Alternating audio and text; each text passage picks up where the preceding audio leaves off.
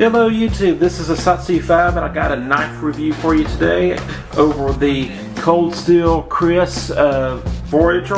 This was kind of a collaboration gift between my brother and Richard Lee of Cold Steel. They worked together to get me this knife and I'm very thankful for that. It's awesome. It was on my to get list. Just a quick word lesson on the Kris blade shape. If you're in the HEMA circles or European circles when it comes to blades, you will know this as a flambeige blade. But in Asia, especially Indonesia, Java, Malaysia, and the Philippines, this is known as a Kris blade. And the Kris blade or the flambeige blade is almost universally accepted to be defined by its undulations, the serpentine blade shape. Although some Krises can be straight, they're usually defined by the undulations. And it's pretty cool, at least in the Indonesian ones, they have this weird pistol grip type grip, and they look really weird, and they're almost stiletto-like in the width of the blade. But you can actually get them and a well-made one and put it up against this sheath and set it on a table without stabbing it, and it will balance. They're very well balanced, and I don't quite know how this will help you in battle or anything, but that's just one of the mystical things of the Indonesian Kris, and you can find YouTube videos of people doing that. And it's really cool that they can get it to do that. Also, some Krises are thought to be more evil than others, have magical properties, kind of like the Japanese katana. Some of them tend to want to kill more than others. There's some mystical things there. And also, with some Krises, they're said to be treated with poison, and if you cut someone with this poison, it'll either make them really sick or it'll kill them. I think these are mostly the Indonesian and Malaysian Krises that do that. The Filipino Krises can be anywhere from dagger size to sword size, and they generally have broader blades, kind of like how this one has. And they're a little bit different animal, but they have a very similar blade design. So it's a really cool blade shape, and a lot of cultural and historical significance there. And you also find this blade shape, the flambeige blade shape, on rapiers and montantes or great swords, or spine handles, the really big swords. But most people know this blade shape as a Kris blade shape, but it's also you can find them in European circles as well. I got the Vaquero out here because we often get the same question with the Vaquero and the Kris, and that's how do you sharpen the thing? And really, you don't have to worry about it. I'm not great at sharpening knives. I have below average skill in sharpening knives, but my brother, who sharpens knives and sometimes does it for money, he's not taking orders, but he has done it for certain people, and they have paid him, after he's told them that he would do it for free. They end up tipping him, I guess. He sharpens things on a pretty regular basis, and he kind of prides himself on his sharpening skills. And we have a video showing with both of these knives that you can sharpen them on bench stones. And some people might say, well, you'll take your bench stone and angle it so you have more of a thin, almost rod-like angle. You don't need to do that. You can use it just as a simple bench stone and sharpen it how you would normally sharpen a knife. Because even though this edge is undulated,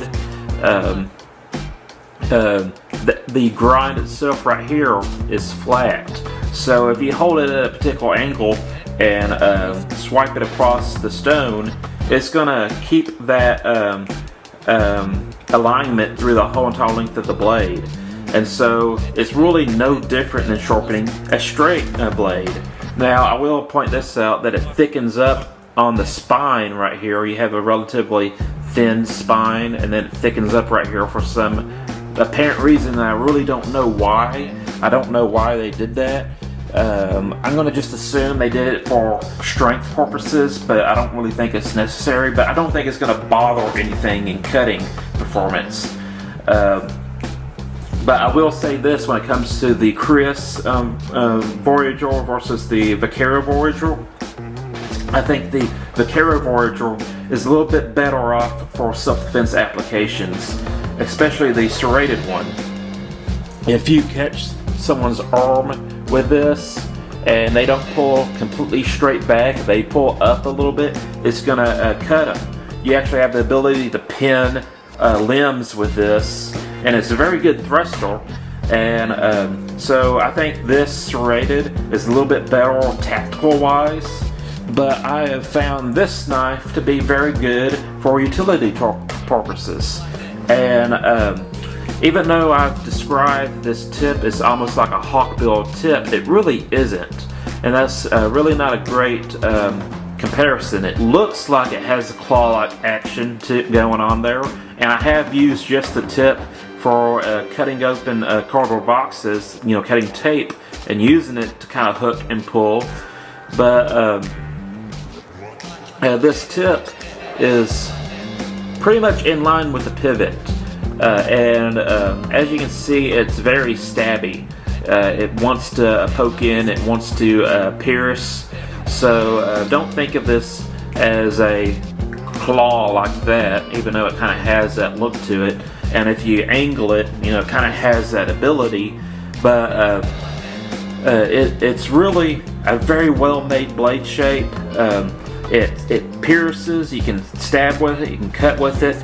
The only thing I really don't like about it is that they made this spine so thin, and especially they thickened it up right here. I wish it would have retained some of its meat, because I like to do what I call squeeze cuts. Basically, you put a piece of rope or string right there, and you close the blade on it, you grab it and squeeze, and it'll cut material.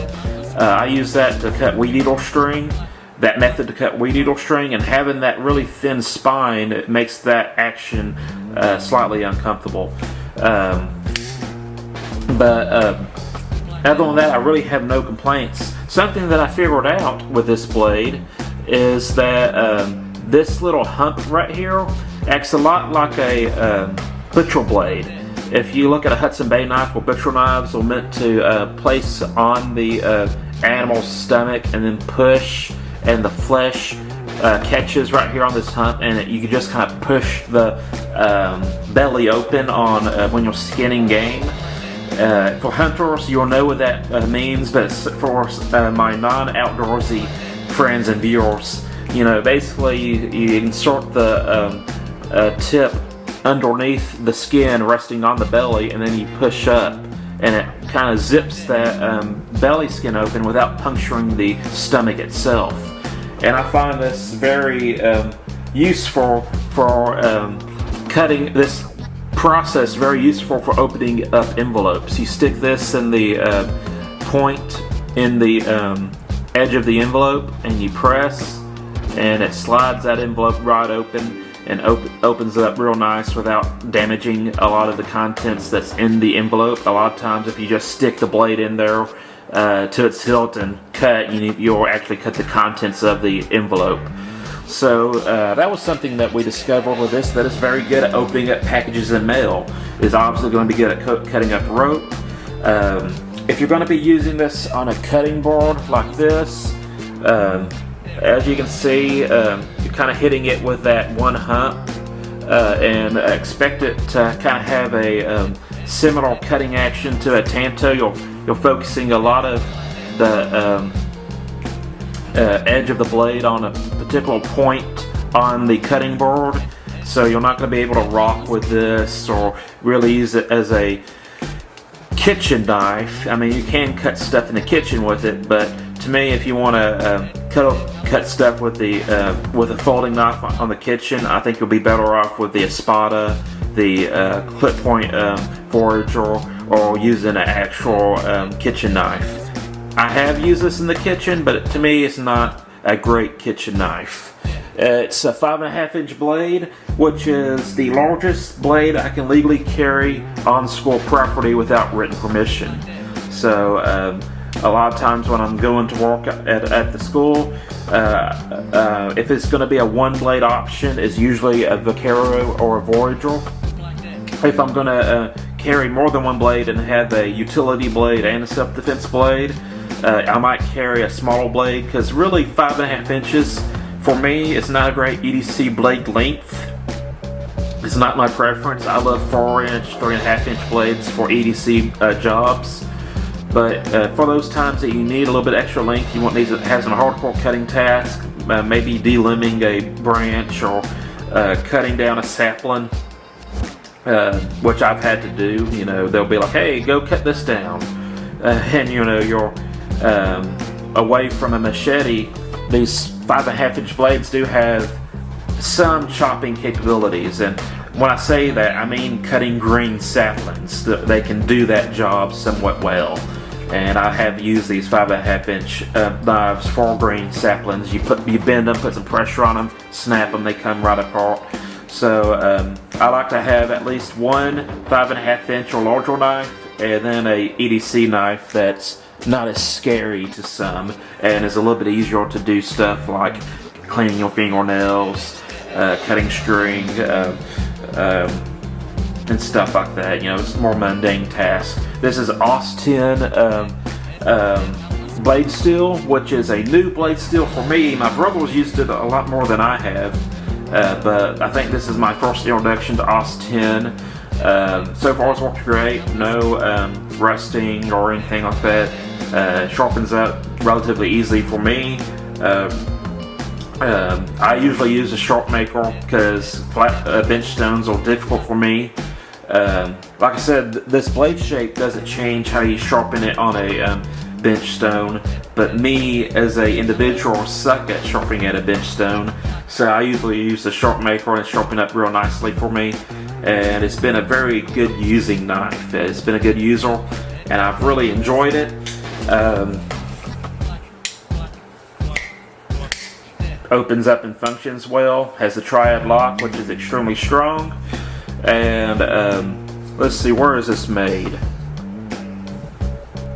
Get it to focus. Made in Taiwan, which I have no problem with, but some of you might care about that.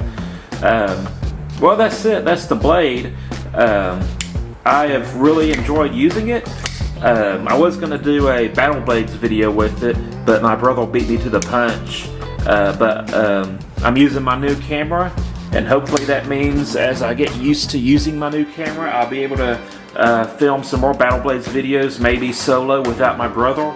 Although I'd much rather do that process with him because I enjoy hanging out with him. But you know, anyways, enjoy the knife. Both the Vaquero and Kris Voyager are great options if you want a 5.5-inch blade. I would recommend the fully serrated Voyager for self-defense, and if you want something that's just a little bit more exotic and maybe a little bit better for opening up packages, I would recommend the Kris. Both great blades. Enjoy them both extremely well. That's it. I'm a Satsu 5, and I'm out.